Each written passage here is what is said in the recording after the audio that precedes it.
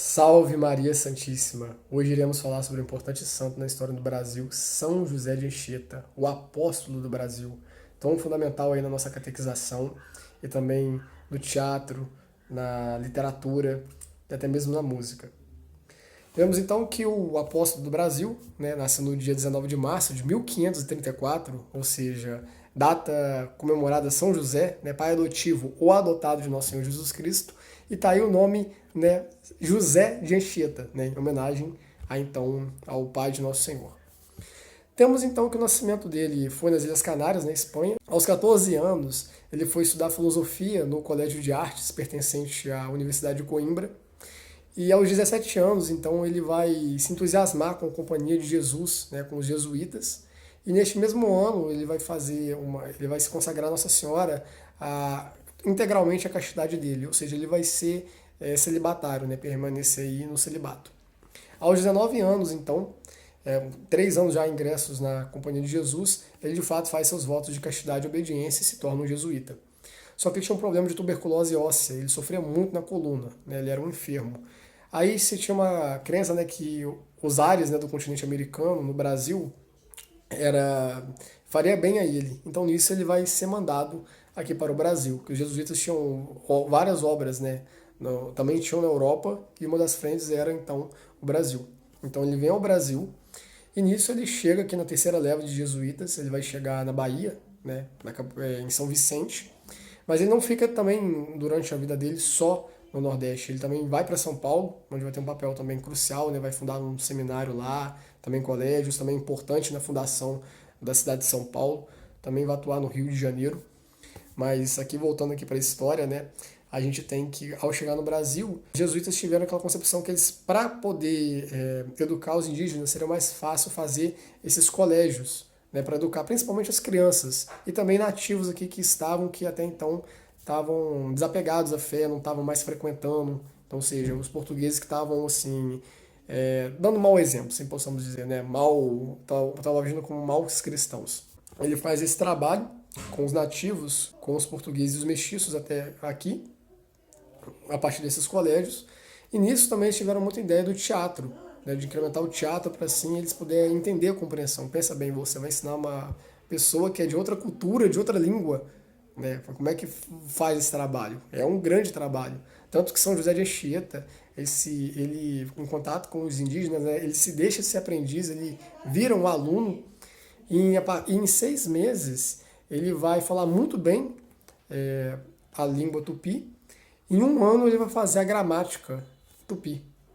Nisso podendo escrever poemas, podendo ensinar as orações aos indígenas, não só passando também conhecimento religioso, mas também o conhecimento do latim, do português, também vai ensinar aos indígenas. E também a questão das próprias obras, dessa questão do teatro, as peças de teatro, quem faziam eram os indígenas. Um dos episódios, eles tentaram fazer um tratado de paz, porque na época o Brasil estava correndo várias invasões estrangeiras, com destaque dos franceses, os Tamaiôs, que então auxiliaram aos franceses, para então ir contra as tribos que estavam aliadas aos portugueses. E o padre Manuel da Nóbrega tentou então fazer um acordo de paz, e São José de Anchieta ele se voluntariou para ser um dos reféns, então reféns de uma tribo, reféns de outra, e um era refém do outro, enquanto essas negociações de paz estavam ocorrendo.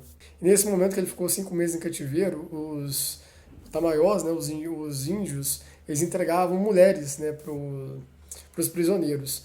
Então nisso São José de Anchieta teve que resistir. Ele inclusive durante esse momento do cativeiro vai compor um poema à Virgem Maria, de quase 6.000 versos. Ele escreve na areia mesmo, e depois de um tempo ele vai escrever isso, realmente relatar, escrever em papel. E nisso a gente também tem um episódio que eu atuo no Rio de Janeiro, que chegaram espanhóis com tuberculose, inclusive foi uma grande decepção, porque os indígenas não tinham anticorpos para combater essas doenças vindas da Europa.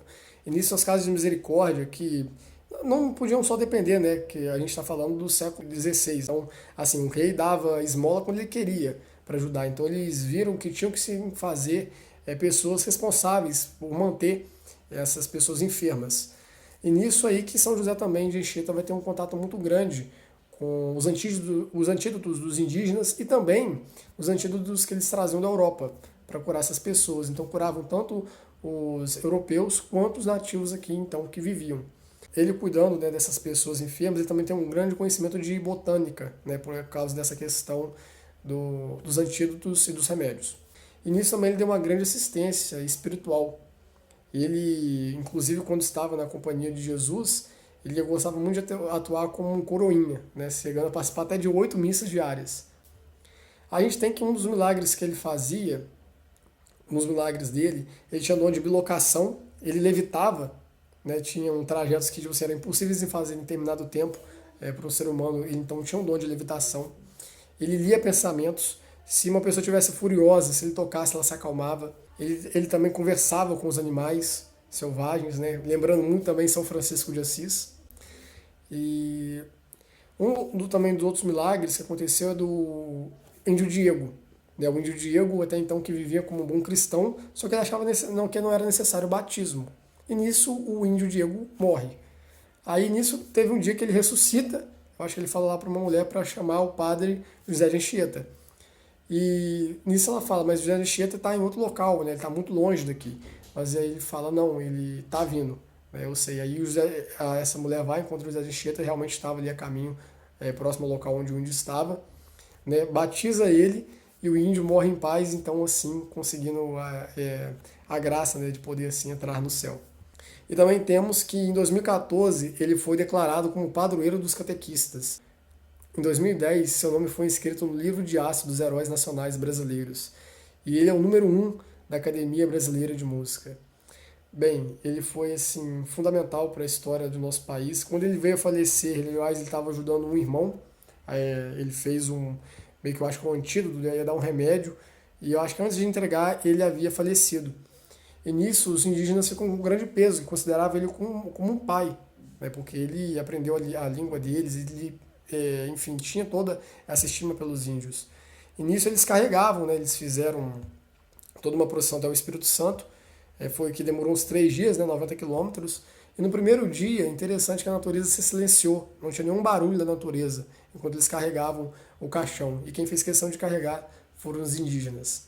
Bem, basicamente é um resumo aí, tentei, do São José de Anchieta, esse importante santo aí que deve ser lembrado por nós, né? Também como um santo e também como uma grande pessoa assim, fundamental para o crescimento de nosso país. Deus abençoe você.